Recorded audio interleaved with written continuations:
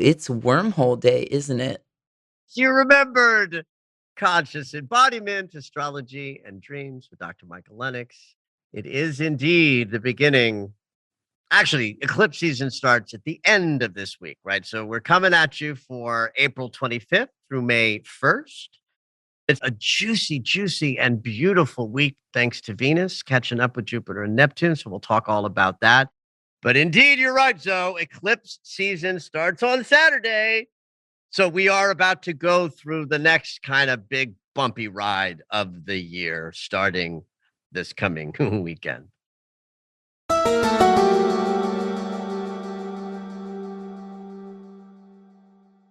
I will say I've been kind of looking forward to this week for a little while because this is the week that Venus in Pisces catches up with both Jupiter and Neptune, who've been hanging out in Pisces for a little while.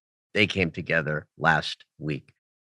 So I'm going to do a little tiny review of that, just in case this is maybe the first time you have tuned in with us and you're not aware, but the planet Jupiter and the planet Neptune have been inching towards each other for the last bunch of weeks and months in the sign of Pisces. And that conjunction peaked last week.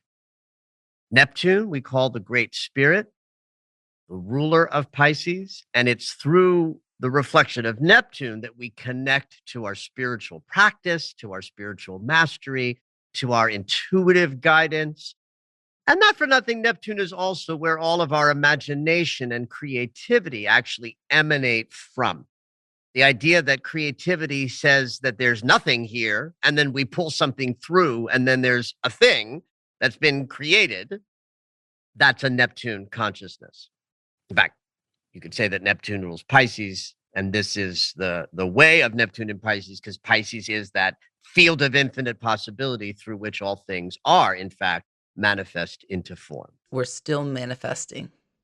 Well, yes, in fact, in some ways, this week is even richer than last week's coming together because Venus is a personal planet, and that brings our personal experience in more direct contact with Jupiter and Neptune. In fact, this is important to understand as well. Neptune's an outer planet. As an outer planet, which includes Neptune, Uranus, and Pluto, that's like our higher consciousness, our God self, the upper echelons of our consciousness. The middle planets, Jupiter and Saturn, are called the social planets. I sometimes object to that moniker because it makes it sound like we're talking about your social life, like parties you're going to. But really, Jupiter and Saturn are the planets that reflect everything that's happening on the Earth herself. So Saturn generates all of the structure and the restrictions and the lessons, and Jupiter represents all of the yummy, all of the manifestation, all of the expansion, all of the joy, including, by the way, spiritual seeking. Jupiter is the spiritual seeker planet.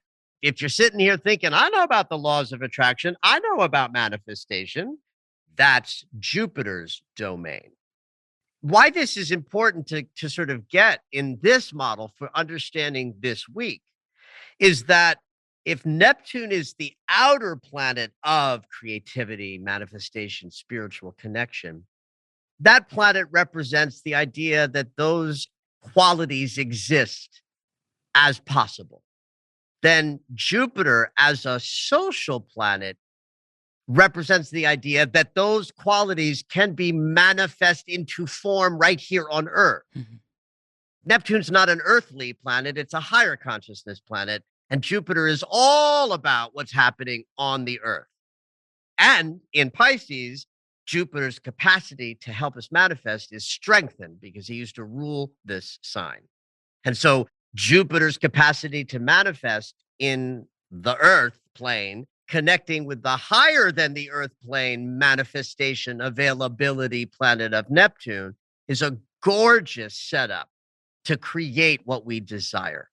But man, when Venus comes into the mix, now we're talking about every human being on the planet that has a heart beating on the inside of their chest. That's Venus. Now we have the personal planet through which we manifest. But really, you need Mercury and Venus, right? Mercury speaks the desire into form through words. And then Venus allows us to feel the sensation of creating that idea. And in Pisces, she's available for that in a big way because Pisces is the mansion through which all things are created. So once Venus moved into Pisces a few weeks ago, we were on notice that there would be a moment of peak possibility where a thought in our mind could drop into our hearts, be filled up with the felt sensation of, yes, this is possible and I desire it. Then you funnel that felt yes inside your little body into the Jupiter consciousness of, yes, I will make this come into form on the planet, supported by Neptune's huge God consciousness of, yes, I will make this happen because all things are possible. And this is what's happening this week on Wednesday when Venus connects with Neptune, and then Friday when she connects with Jupiter. So if there are things that you are working on to create and manifest, and you are a follower of the law of attraction and understand how you think a thought of a desired thing, circumstance, relationship, consciousness, project that you want to create, and you let your feeling body generate the emotions associated with actually having that thing or circumstance or relationship or project. These couple of days at the end of the week are so rich in possibility of creation. I really want you all to know about that and take advantage of those couple of days of really yummy power.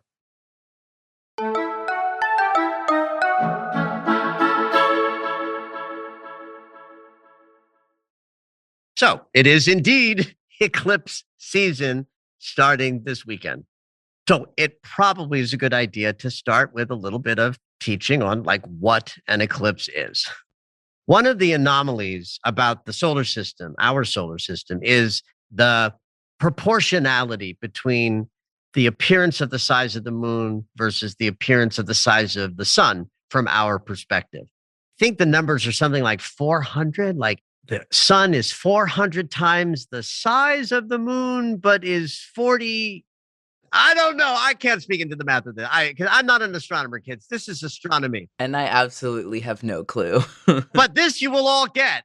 During a lunar eclipse, if you're on a place in the earth where it's exact and visible as exact, the size of the moon from our perspective is exactly the same size as the sun from our perspective, even though they're millions of miles away and the moon is tiny and the sun is big.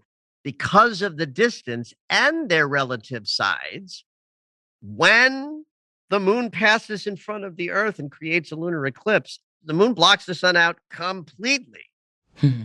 There's some notion of that proportionality that, and again, this goes beyond my knowledge because, again, I'm an astrologer, not an astronomer. I'm not an expert on the formation of the solar system.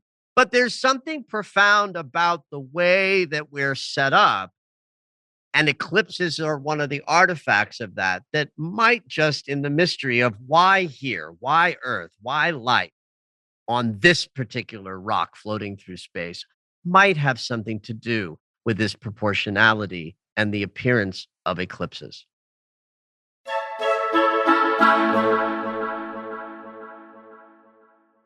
The best example of what an eclipse can do for us from a consciousness perspective, meaning through the lens of the archetypal meaning that we ascribe to eclipses, is the same exact thing of, have you turned it off and turned it back on again?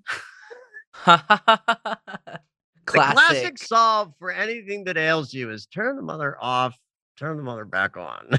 See if that fixes things. So in a way, the shadow breaking, the relentless, never-ending beam of light that the light of consciousness from the sun is like turning the computer off.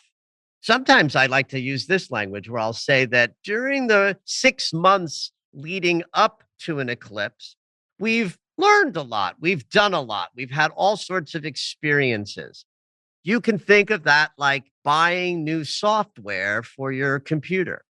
It's when you turn the computer off and on again or put it through the paces of uploading the program that what you've learned or gotten is sort of made complete in your experience. So this is sort of old computer days. I'm old, kids. So I remember when you had to buy the software and shove the disk in the floppy drive and install the program on your computer. But the program wouldn't work until you reset it by turning it off and on again. So there's that element of an eclipse that archetypally indicates a moment that everything we've been working on and learning for the last 6 months gets grounded into us as permanent wisdom during the process of eclipse season. I think what sometimes people don't realize or get is that eclipses are just new moons and full moons. Sometimes you'll see a meme that's like, there's a new moon in Taurus and an eclipse. Yeah. If it's an eclipse, it's going to be a new moon or a full moon. That's not like two separate things. Isn't it wild that they're happening at the same time? So the partial lunar eclipse that's happening this Saturday is also the new moon in Taurus. It's just that the angles of the sun and the nodes of the moon up in the sky are such that the shadow is going to pass when the moon crosses in front of the sun, which she's going to do over the weekend on Saturday.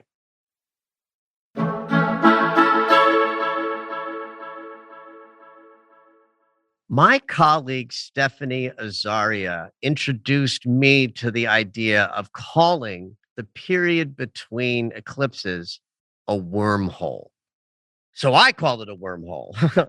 Truthfully, I don't know if we're the only two astrologers in the world who do refer to these periods of time as a wormhole, but I like it. And here's the why we call it a wormhole. In quantum physics, a wormhole describes the theoretical idea that a particle can actually move through the space-time continuum, like through a rip and tear or the space and time folding in against itself. And then the particle can move from one side of the universe to the other in an instant. You've also seen this as a special effect in movies, in sci-fi movies when someone is moving through warp speed or going across to the other side of the universe and there's like this swirly tunnel of light. That special effect in a sci-fi movie is a wormhole. It's the idea of swirling through the inner fabric of time and space. The meaning around this idea is that we can transform powerfully and utterly.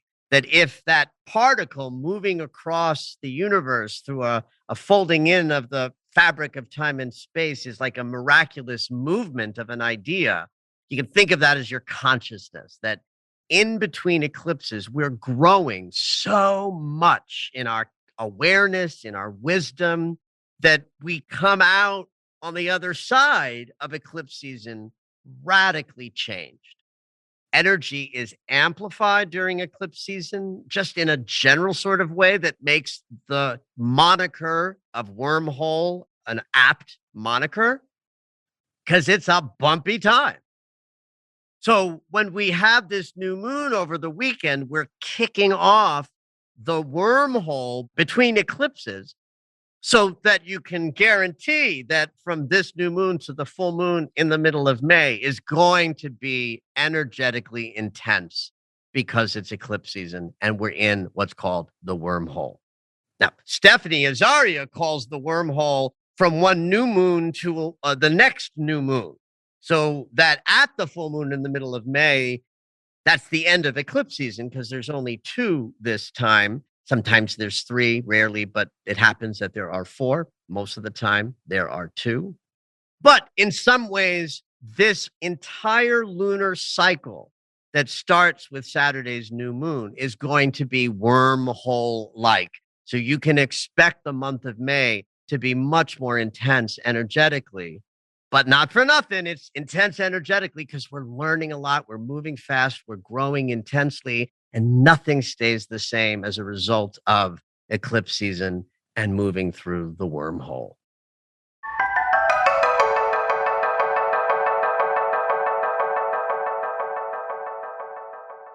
So every 6 months, there's an eclipse season. How we know that's going to happen is the sun is in alignment with one of the nodes of the moon. In this particular case, the sun in Taurus is right near the north node in Taurus. And in 6 months, the sun will be in Scorpio. That's where the south node is. And so there'll be another eclipse season in 6 months, only this will be reflected by the sun connecting with the south node. And the eclipse seasons are different based on which node the sun is near. The north node is the future and the forward moving node. So anything that connects to the north node is about where we're going. Of course, the south node is the past. And so if we were in that eclipse season, I'd be talking more about what we're releasing, what Reflections, we're right? letting go of. That's right, what we're moving away from. But this is a north node eclipse. So we are absolutely in consideration during the entire wormhole month of May where we're going next. What's our future to be? What is the vision that we have for what we want to create? So, a new moon that is a north node eclipse has a much greater intention setting sort of prowess because the sun and the moon together generate the sort of fertile soil into which we plant our seeds. And the proximity to the north node makes the seeds we plant very much about moving forward. That it's an eclipse, and that eclipses are transformative in a much more powerful way than a regular lunation. This particular new moon has even more sort of oomph to create solid, grounded, and loving, those are words associated with Taurus, intentions for the future.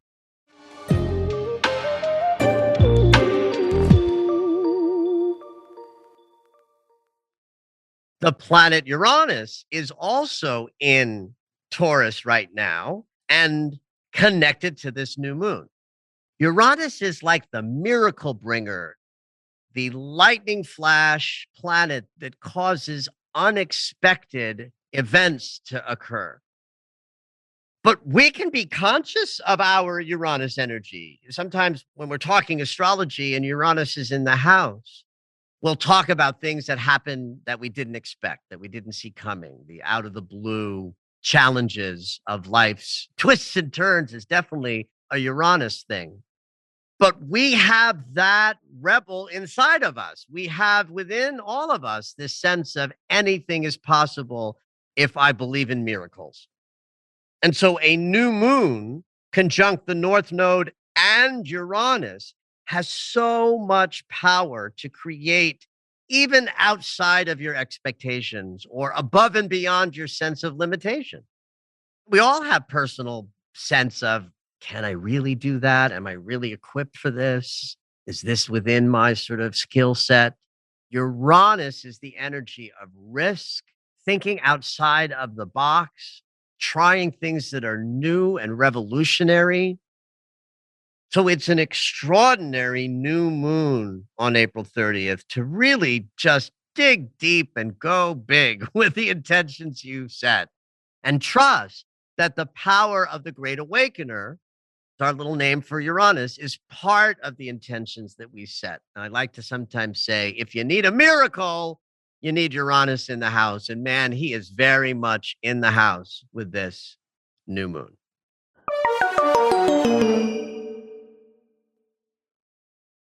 Now, this is where the yummy proximity of Venus comes into the story and makes this particular eclipse kind of loving and expansive and filled with the magic that Pisces energy can bring. Because you've got Neptune, Jupiter, and Venus all together during what is a kind of like an imprint of this new moon eclipse. This energy has been building all week because Venus has been there and she's moving forward, forward, forward as the week progresses. And she's exactly conjunct Jupiter at the moment that the sun and moon connect with each other in this new moon eclipse over the weekend. So that means that as we set intentions in a mansion ruled by Venus, we've got Venus herself in territory that she is most expanded in, connecting to the planet that brings us all the good fortune, yummy, expansive things, and the joy that life has to offer, Jupiter. So that as we dial into what we desire to create, I think we have lots of capacity in this weekend to take risks with what we intend because Uranus is present, and also trust that love is expansively available for us right now. And we need that heartfelt love energy connected to the intentions that we set in order to help make them manifest into the world. All I can think of while I'm listening to you is you better get your journal out. I'm like, we better start free journaling, seeing really what's up and affirming, affirming, You know, affirming. what I love about that even is that what you're saying is, here's how I'm interpreting what you're saying, Zoe, is that the backdrop is so expansive and floaty and filled with possibility.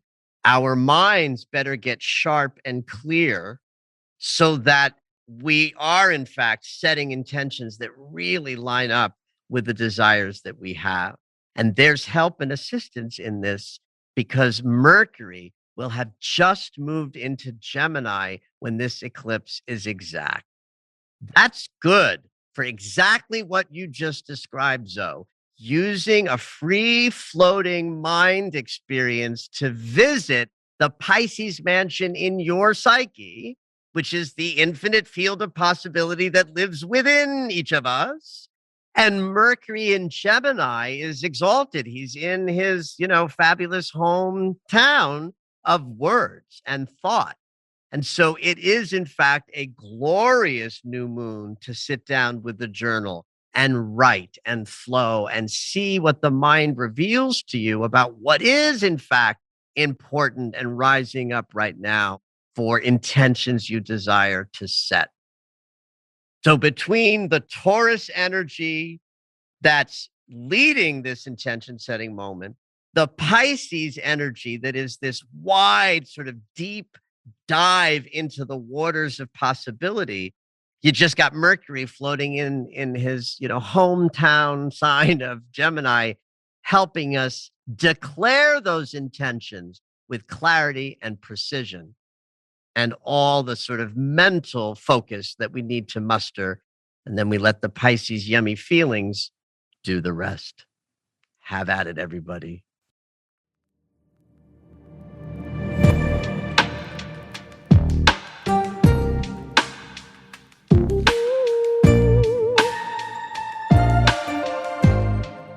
All right, it's dream segment time.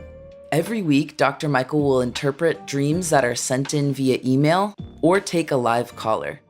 If you would like your dream interpreted on the podcast, you can go ahead and email us at dreams@michaellennox.com. Hopefully your dream will make it onto the show.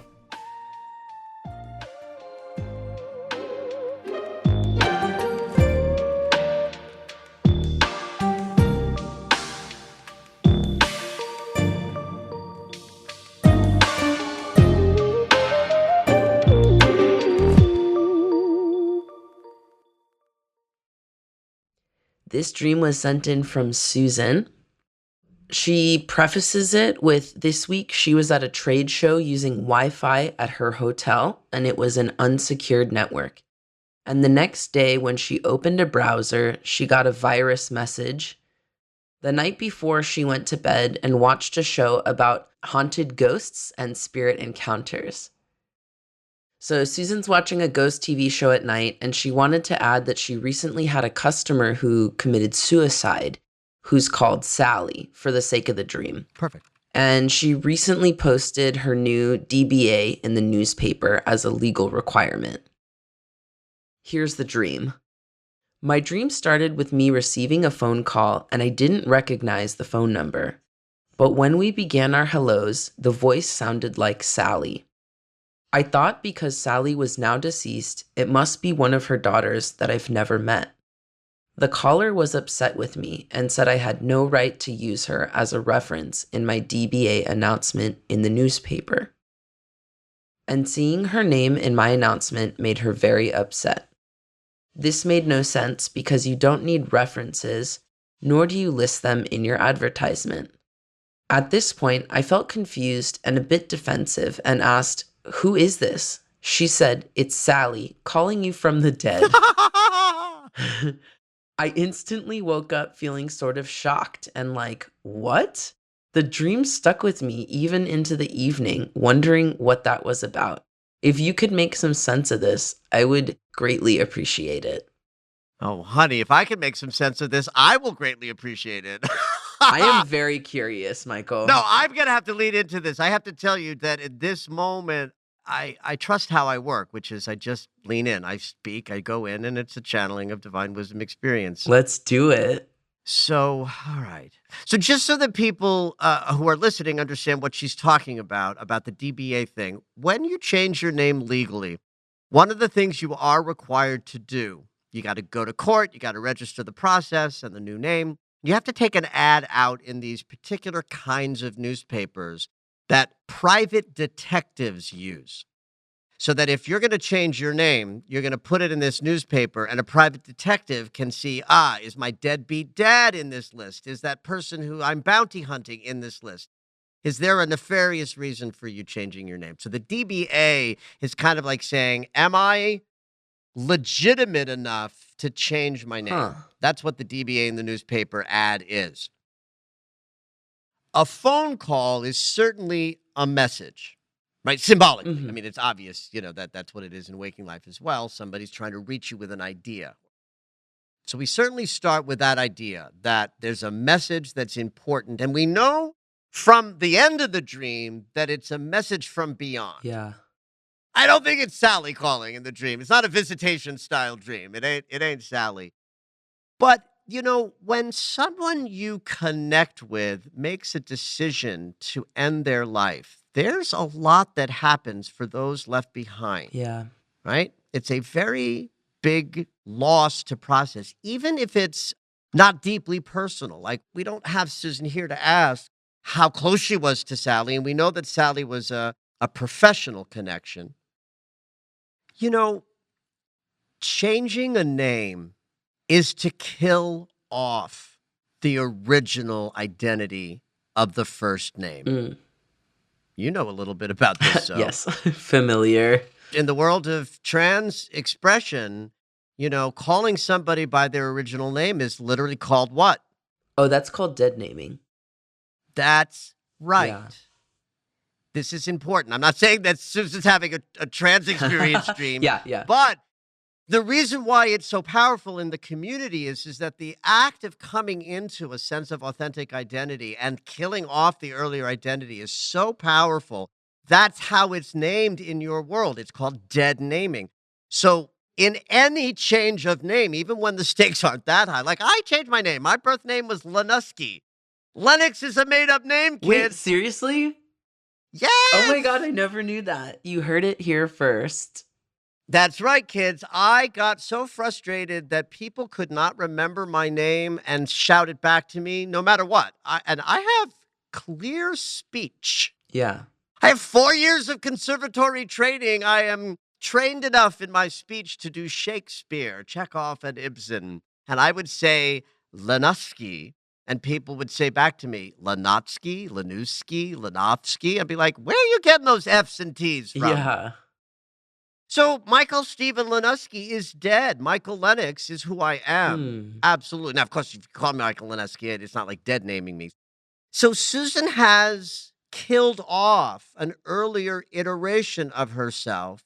And so a person that she knows who killed themselves is registering a complaint about the idea So we're not looking at the details of, well, what is Sally's daughter's doing there, if she's even in there, or whose name is her name's not in the announcement. It doesn't make sense. That's not how we interpret dreams. We look at the story. Story is that a character aspect of Susan, well represented by an exterior human who killed themselves, then is representing Susan's old identity, or the idea to kill off that identity and create a new name. And so the dream, I believe, is allowing Susan to have a little momentary visit with the part of her that must acknowledge that this is a death, and that there's some conflict around that Sally's voice in the dream is expressing. And then it just allows her to wake up as Susan, whatever the new name is, and sort of own it and enjoy it. That's, to me, the essence of the dream. I appreciate knowing that she's at a trade show and got a virus and watched a ghosty TV show. But really, at the end of the day, it's about the death of whatever Susan's first name was, and the dream helping her own the choice to kill off that identity and create a new one. Thank you for listening to Conscious Embodiment, Astrology and Dreams with Dr. Michael Lennox. You can find us on Apple Music, the iHeartRadio app, and anywhere you find your favorite shows. Head on over to michaellennox.com for information on astrology readings, the daily Astro Alert subscription, upcoming classes, and to join the mailing list.